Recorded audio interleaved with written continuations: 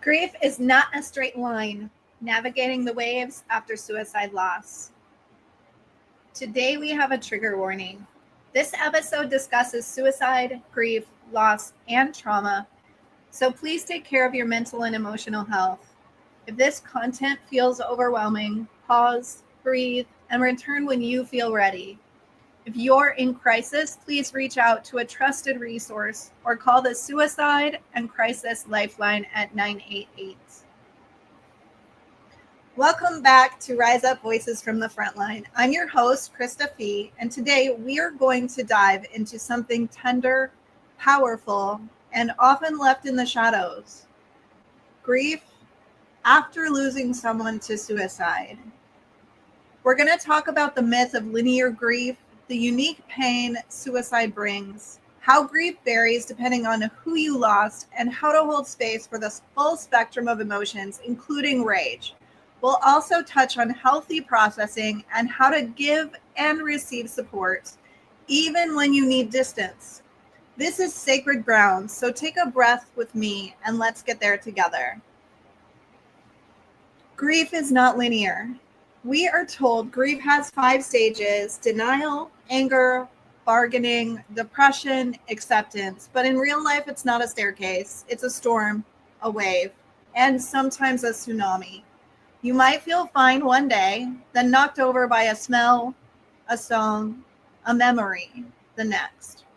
Grief is cyclical, nonlinear, and deeply personal. You don't graduate from it, you carry it, integrate it, and it shifts over time. The truth is, grief is love with nowhere to go. Grieving a suicide loss. Suicide brings an especially complex grief that's a jagged-edged one.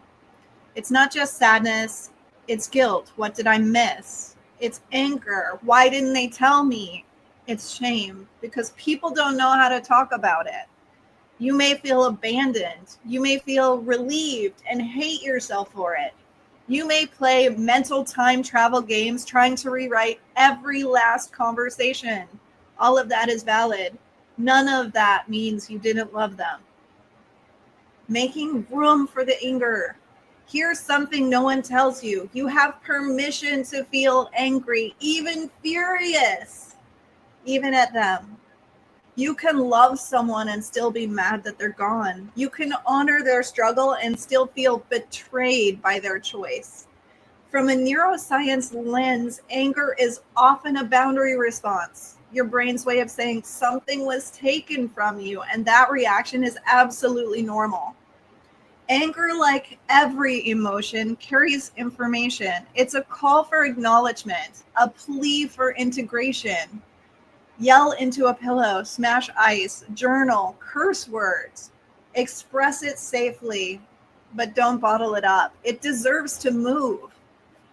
Grief needs room for all of your emotions: love, pain, rage, longing, numbness. Let them all exist. They're all part of the healing. How the loss hits different. Grief is shaped by relationship.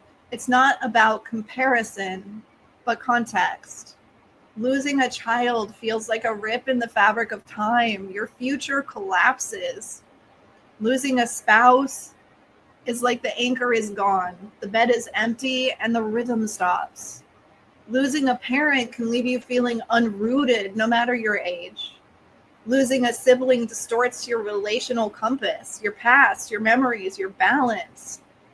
Each form of loss brings different questions, different ghosts. None are more or less valid. All deserve space. And let's say this clearly: it is not for anyone else to measure the weight of your grief. Society may try to rank losses. What's more tragic? What's harder? What should be gotten over faster? But grief doesn't work that way. Every loss is personal. Every grief story is sacred. You are allowed to grieve fully, loudly, quietly, or slowly. No matter who you lost or how long it's been, your grief doesn't have to make sense to anyone else to be real. Healthy grief processing. Grief isn't something you fix. It's something you move through. The dual process model tells tells us we oscillate back and forth between facing the grief and returning to daily life. That's normal. Let yourself cry. Be still. Be angry. Make art. Walk in nature. Sleep more than usual.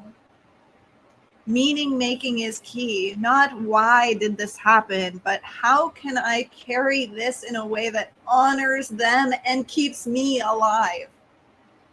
Grief lives in your body too. Chest pain, stomach knots, exhaustion. Let your body process. Move, breathe, cry, repeat. Connection, even from a distance. Sometimes in grief, we need space, but that doesn't mean we don't need people. Support doesn't always mean presence. It can mean things like a voice memo, or a letter, or a check-in text. Maybe a candle lit in your honor. Tell people how to support you and let others tell you when they also need room. Connection is a lighthouse, not a life raft. You still have to float, but you're not alone in the ocean.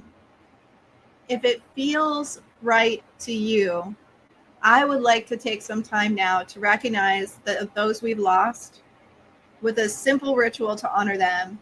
Many of you know about Battle to Be and the work we do in honoring the fallen, so you've probably heard our Say My Name and Remember events and videos. This time, I will not be the one saying their names. This time, I'm giving you that opportunity to honor your loved one in the sacred privacy of your personal space, wherever you are right now. So take a moment and speak their name out loud if you feel safe to do so. I'm going to give you a few moments to do this. If you don't feel safe speaking their name out loud, say it in your mind or sit in this moment of silence with us.